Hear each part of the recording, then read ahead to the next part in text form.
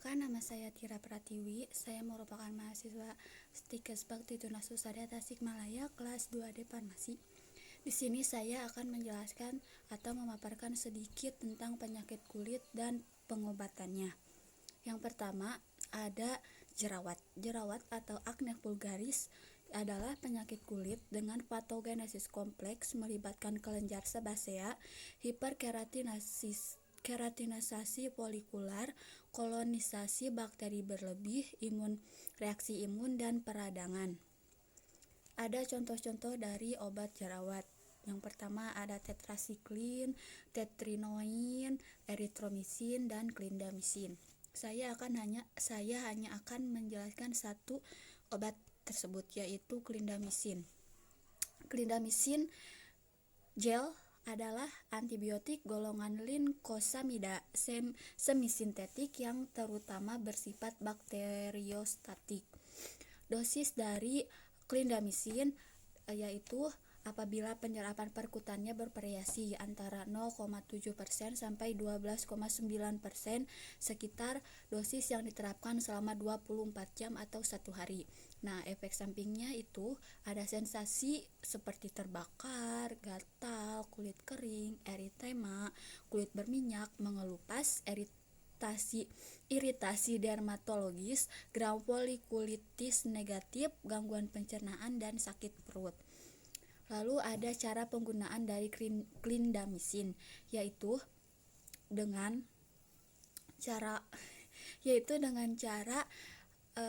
mencuci terlebih dahulu daerah yang terinfeksi, sepertinya di muka, mencuci dulu muka dengan sabun atau dengan facial wash yang kalian gunakan, lalu keringkan dengan tisu atau anduk kering yang bersih gitu. Setelah itu apabila udah kering, dioleskan clindamycin pada area yang terinfeksi atau pada jerawat tadi. Contohnya ini nih.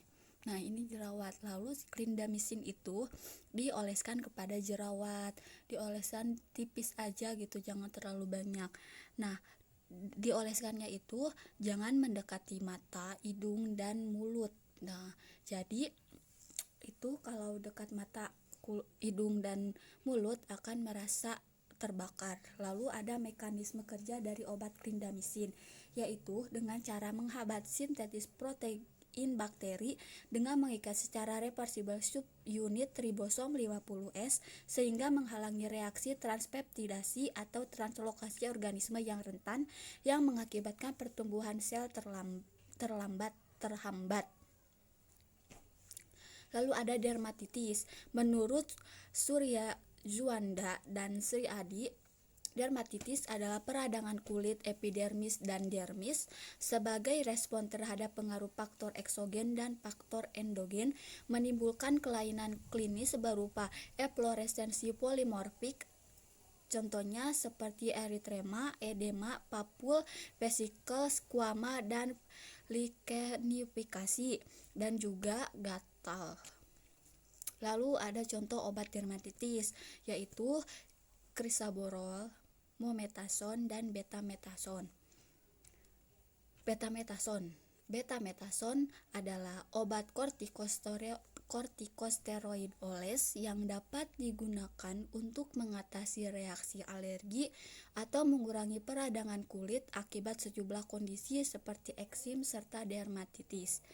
Dosis dari betamethasone apabila di lotion dan di krim itu sama, yaitu 0,05%. Nah, mempunyai efek sampingnya seperti kemerahan pada kulit, radang poli ke rambut, rasa gatal, dan kulit mengelupas. Cara penggunaan obat betamethasone sama seperti tadi clindamycin, yaitu dengan cara mencuci terlebih dahulu area yang terinfeksi supaya bersih dari bakteri, lalu oleskan tipis-tipis ke area yang terkena saja, jangan melebar ke area yang baik atau jangan melebar ke area yang lainnya gitu. Lalu gosok dengan lembut. Saat menggunakan obat jenis lotion, lindungi kulit dari air, pakaian, atau benda apapun yang menyebabkan gesekan. Dan apabila masih basah itu tadi jangan sampai sampai terkena sama benda apapun, air, sampai itu si obat betametason sampai benar-benar kering. Lalu ada mekanisme obat betametason, yaitu dengan cara mencegah dan mengendalikan peradangan inflamasi dengan mengendalikan laju sintetis protein, menekan migrasi leukosit polimorfonuklear dan fibrolas, dan mengembalikan permeabilitas kapiler dan stabilisasi lisosom. Selanjutnya ada panu. Panu adalah atau merupakan penyakit kulit manusia yang disebabkan oleh jamur. Penyakit panu ini bisa ditandai dengan bercak yang terdapat pada kulit disertai dengan gatal saat berkeringat. Bercak-bercak ini bisa berwarna putih, coklat, atau merah tergantung dari warna kulit si penderitanya itu. Lalu ada contoh-contoh obat dari panu. Yang pertama mekonazol, ketonazol, dan clotrimazol. Mikonazol adalah obat salep anti jamur yang bekerja mencegah pertumbuhan jamur di kulit. Jadi si mikonazol itu baik buat panu karena tadi disebutkan bahwa si mikonazol ini mencegah pertumbuhan jamur di kulit. Nah, digunakan sebagai kutu air, kurap, infeksi jamur pada selangkangan, panu, dan jenis jamur lainnya yang terdapat di tubuh.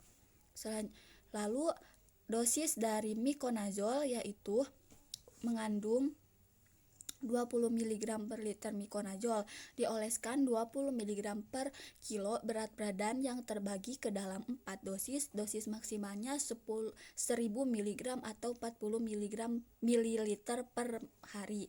Nah, lanjutan pengobatan setidaknya 1 minggu meski gejala telah reda. Apabila si panu sudah reda tetapi kita harus tetap mengobatinya gitu, supaya tidak tumbuh lagi itu si jamur-jamurnya. Nah, efek sampingnya itu bisa gatal-gatal, kesulitan bernapas, pembekakan pada wajah, bibir, lidah. Nah, itu kalau misalkan si panunya berada di sekitaran wajah. Bisa juga pada kulit iritasi, kulit mengelupas, dan kulit kering. Nah, mekanisme kerja obatnya itu dengan cara merusak struktur membran sel jamur sehingga membran sel tidak dapat berfungsi dengan baik dan menyebabkan sel jamur kehilangan kalium dan senyawa penting lainnya. Dengan begitu, pertumbuhan jamur dapat dihentikan oleh si mikonazol. Nah, selanjutnya ada cara penggunaan dari mikonazol. Nah, si mikonazol yang kita buatkan itu, yang kita gunakan itu mikonazol yang mengandung 2%.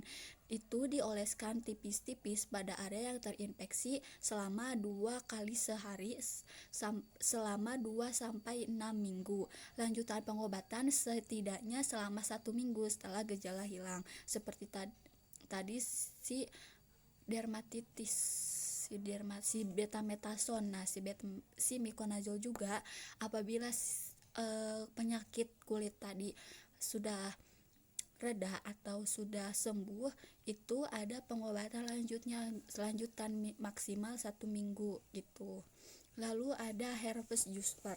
Herpes zoster merupakan penyakit kulit yang bercirikan timbulnya ruam kulit dengan distribusi dermatomal dan disertai rasa nyeri yang hebat.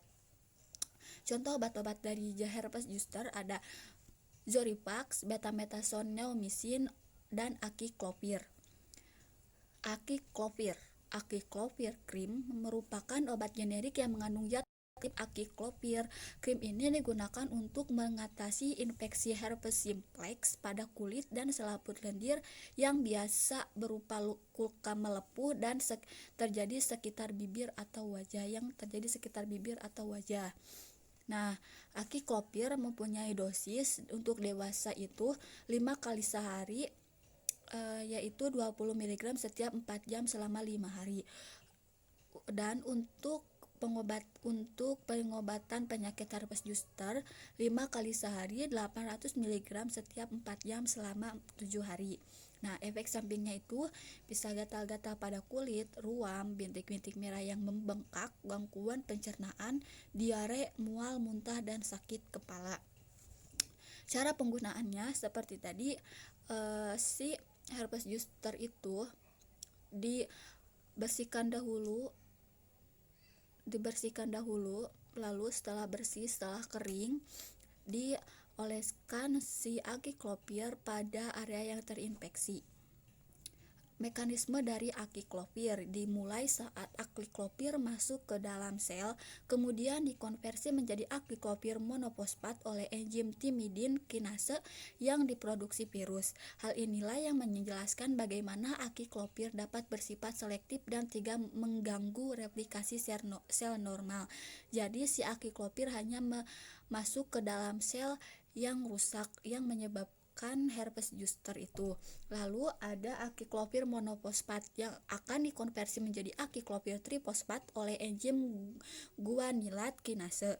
Akiklopir difosfat akan dikonversi menjadi akiklopir trifosfat oleh enzim-enzim intrasel.